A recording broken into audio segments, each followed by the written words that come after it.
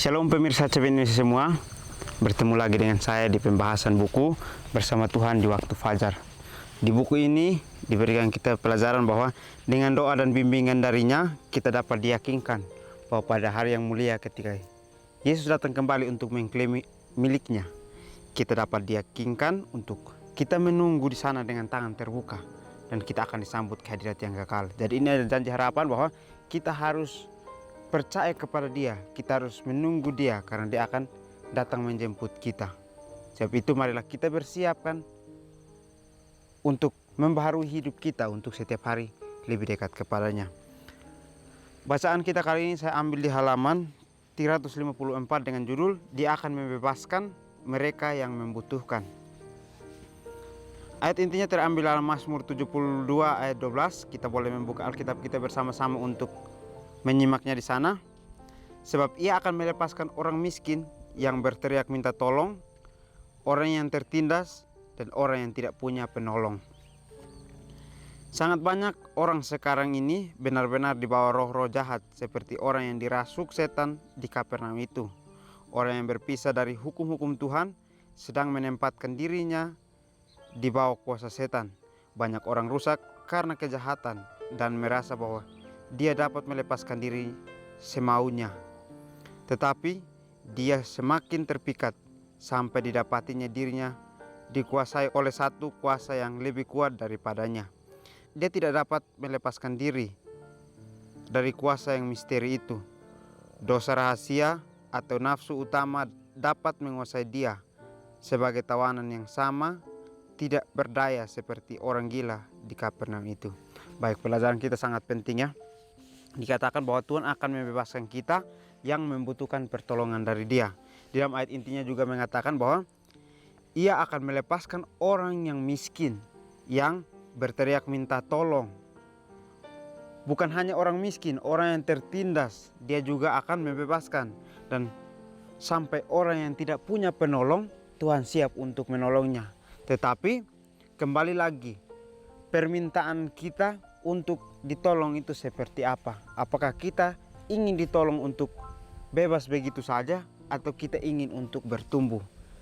Kalau kita ingin bertumbuh, Tuhan akan membebaskan kita lalu kita melakukan pembaruan dalam kehidupan kita sehari-hari.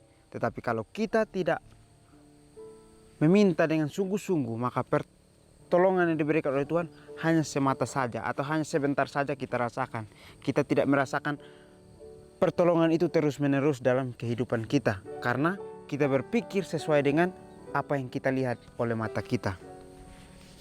Sangat banyak orang sekarang ini benar-benar dibawa roh jahat seperti orang yang dirasuk setan di Kapernaum. Jadi sekarang ini di dunia ini semua orang dibawa oleh pengaruh roh jahat. Jadi semua tidak pernah luput dari dosa, sehingga roh jahat itu selalu menguasai kehidupan kita. Seperti contohnya orang di Kapernaum itu, dia dirasuki oleh setan, dia tidak bisa berbuat apa-apa. Dan pada saat Tuhan datang, dia takut untuk bertemu dengan Tuhan. Begitupun kehidupan kita. Kita seringkali melakukan kejahatan, tetapi kalau kita mau datang kepada Tuhan, kita sedang gemetar untuk dekat kepada Dia. Kita tidak mau untuk mendekatinya, tetapi sebenarnya kalau kita ingin untuk dekat dengannya, maka Dia akan menolong kita untuk melepaskan kita dari roh jahat itu. Orang yang berpisah dari hukum-hukum Tuhan sedang menempatkan diri di bawah kuasa setan. Jadi kalau orang yang mau untuk mengikuti apa yang dia sukai, maka dia sedang menempatkan dirinya untuk menjauh dari hukum-hukum Tuhan. Dan dia ingin untuk berpisah dengan Tuhan sendiri, dan dia menempatkan dirinya di dalam kuasa setan.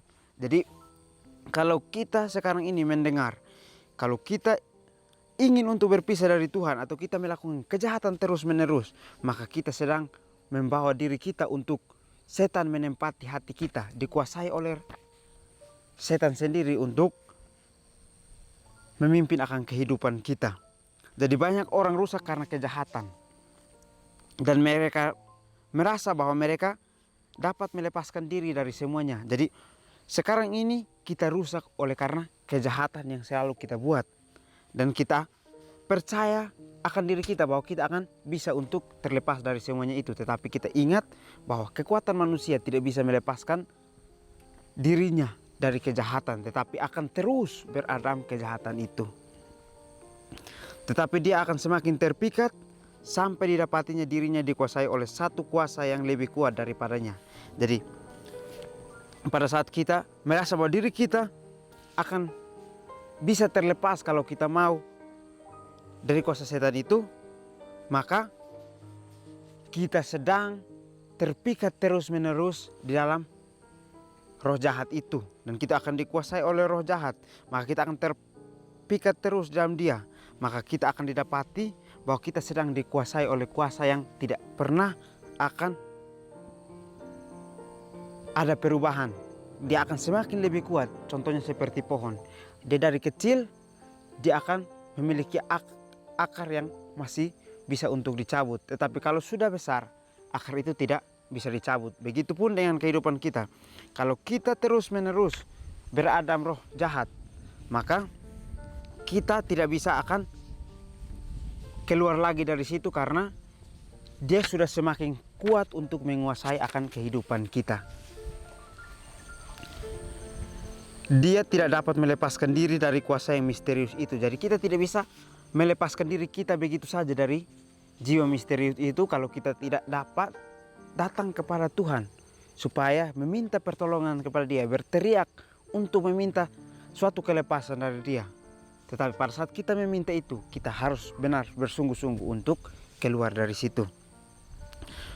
Dosa rahasia atau nafsu utama dapat menguasai dia sebagai tawanan yang sama tidak berdaya seperti orang gila di Kapernaum.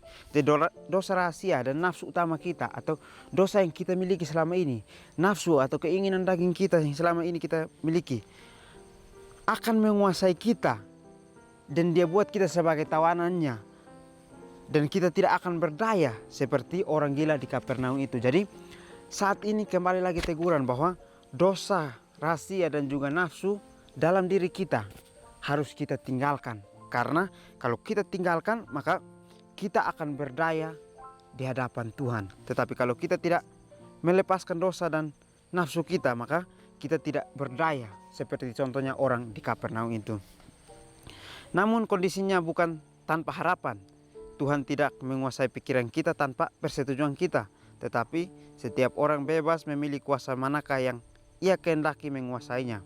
Tidak ada yang jatuh terlalu dalam, tidak ada yang terlalu keji, tetapi mereka boleh mendapatkan kelepasan dari dalam Yesus. Tidak ada jeritan jiwa yang tidak diperhatikan, walaupun untuk gagal diungkapkan dengan kata-kata. Mereka yang setuju memasuki perjanjian dengan Tuhan tidak ditinggalkan kepada kuasa setan atau kepada kelemahan diri sendiri. Seri Membina Keluarga jilid 4 halaman 72. Baik, pelajaran ini sangat penting ya. Dikatakan bahwa kondisi kita sekarang bukan tanpa harapan, tetapi kita sendiri yang membawa hidup kita untuk jauh daripada harapan itu. Tuhan tidak menguasai pikiran kita tanpa persetujuan kita. Jadi kalau kita ingin Tuhan menguasai kita, berarti kita harus memberikan persetujuan dulu baru Tuhan masuk. Tetapi sekarang ini kita sebagai orang yang percaya, kita harus percaya bahwa kita harus berikan persetujuan kepada Tuhan supaya dia menguasai akan pikiran kita, supaya pikiran kita hanya tertuju kepada dia tentang kebenaran yang dia akan berikan kepada kita. Tetapi setiap orang bebas memilih manakah yang ia kehendaki menguasainya. Tetapi pada saat kita ingin untuk memberi persetujuan, kita sendiri dapat menentukan apakah kita ingin setuju untuk mengikuti Tuhan atau mengikuti roh yang lain. Jadi kembali lagi itu adalah pilihan kita. Kita harus menentukan pilihan kita, apakah kita ingin mengikuti Tuhan atau tidak. Kalau kita mengikuti Tuhan, maka dia akan senantiasa memberikan kita perlindungan. Tidak ada yang jatuh terlalu dalam, tidak ada yang terlalu keji, tetapi mereka boleh mendapatkan kelepasan di dalam Tuhan. Jadi ini adalah sebuah contoh kepada kita bahwa kita tidak akan jatuh terlalu dalam dan juga tidak terlalu keji, tetapi kita boleh dapat kelepasan dari Tuhan kalau kita meminta pertolongan kepada Dia. Kalau kita meminta pertolongan kepada Dia, maka kita akan keluar dari kejatuhan kita yang terlalu dalam dan juga kekejian yang sudah selama ini kita lakukan. Sehingga kita boleh dikuasai oleh Tuhan di dalam pikiran kita. Tidak ada jeritan jiwa yang tidak diperhatikan walaupun itu gagal diungkapkan dengan kata-kata. Jadi Tuhan tidak pernah meninggalkan kita. Kalau kita berteriak minta tolong kepada Dia, Dia akan senantiasa untuk memberikan kita pertolongan. Meskipun kita terus gagal melalui ungkapan yang kita berikan, melalui teriakan yang kita berikan kepada Tuhan untuk menolong kita. Mereka yang setuju memasuki perjanjian dengan Tuhan tidak ditinggalkan kepada kuasa setan atau kepada kelemahan diri sendiri. Jadi kalau kita setuju untuk masuk ke dalam perjanjian Tuhan, maka Tuhan tidak akan meninggalkan kita untuk masuk ke dalam kuasa setan, dan Dia juga akan menguatkan kita oleh kelemahan kita yang kita miliki. Jadi kelemahan kita akan ditutupi oleh Tuhan, dan juga kuasa setan tidak akan masuk ke dalam kehidupan kita kalau kita berikan persetujuan untuk masuk ke dalam kehidupan kita. Sementara menolong orang Kristen dalam soal-soal materi, perhatikanlah senantiasa kebutuhan rohani mereka. Biarlah hidupmu sendiri menyaksikan kuasa pemeliharaan Tuhan. Pemeliharaan Tuhan mencakup seluruh makhluk ciptaannya. Ia mengasihi mereka semua dan tidak membeda-bedakan, kecuali bahwa Ia merasa sangat iba terhadap mereka yang terpanggil untuk memikul beban-beban hidup yang paling berat. Umat Tuhan harus menghadapi pencobaan dan kesulitan, tetapi mereka harus menerima bagiannya dengan roh kegembiraan, mengingat bahwa bagi semua yang dunia lalai memberi, Tuhan sendiri yang akan memberi kepada mereka dalam kemurahan yang terbaik. Seri Membina Keluarga jilid 4 halaman 174 dan 175. Baik, di akhir pembelajaran kita sangat dikuatkan ya. Dikatakan bahwa sementara orang miskin dalam soal-soal materi, perhatikanlah senantiasa kebutuhan rohani mereka. Jadi kalau kita merasa diri kita miskin tentang kebenaran, berarti kita harus perhatikan senantiasa kebutuhan rohani kita untuk kita dapat kumpulkan kerohanian kita untuk semakin bertumbuh. Karena yang kita harus perhatikan adalah kebutuhan rohani kita.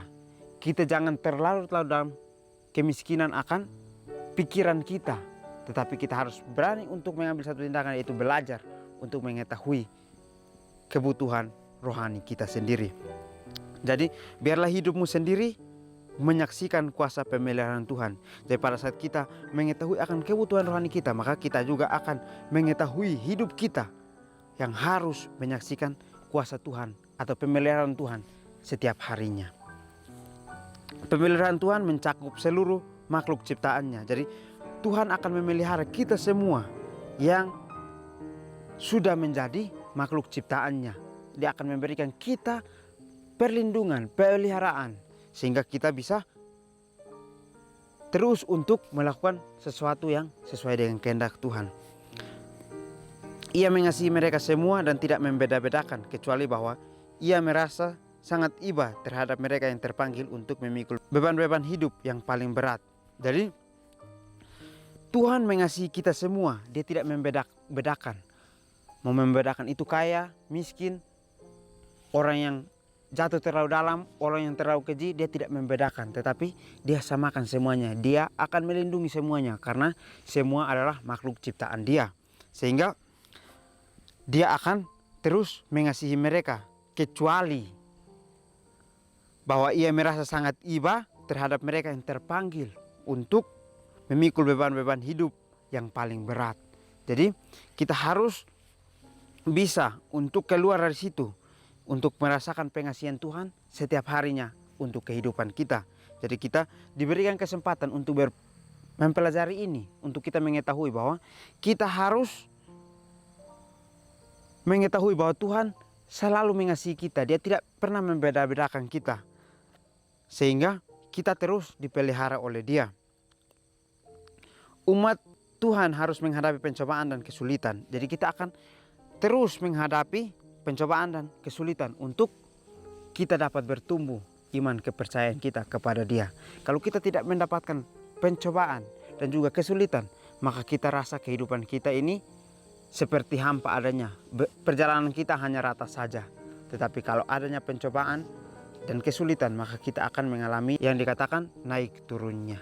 Tetapi kita akan mendapatkan satu pendidikan di mana kita akan bertumbuh. Tetapi mereka harus menerima bagiannya dengan roh kegembiraan. Mengingat bahwa bagi semua yang dunia lalai memberi, Tuhan sendiri yang akan memberikan kepada mereka dalam kemurahan yang terbaik. Jadi ini dikatakan bahwa harus menerima bagian, atau kita harus, pada saat kita menerima bagian kita harus menerimanya dengan roh kegembiraan. Pencobaan dan kesulitan yang kita dapatkan, kita harus terima dengan roh gembira. Karena kita harus ingat bahwa semua yang dunia lalai beri, Tuhan akan sendiri yang memberikan kemurahan yang terbaik untuk kehidupan kita. Jadi Tuhan yang akan memberikan kebebasan itu kepada kehidupan kita, karena kita mempunyai kebutuhan tentang kerohanian kita. Jadi inilah pelajaran yang kita dapatkan, bahwa kita akan dibebaskan oleh Tuhan kalau kita benar-benar setuju untuk Dia masuk ke dalam diri kita untuk menguasai pikiran kita. Maka Dia akan pelihara kita sebagai makhluk ciptaannya. Mungkin ini saja yang dapat saya bahas. Kiranya kita bertemu di pertemuan selanjutnya. Kiranya Tuhan memberkati kita semua.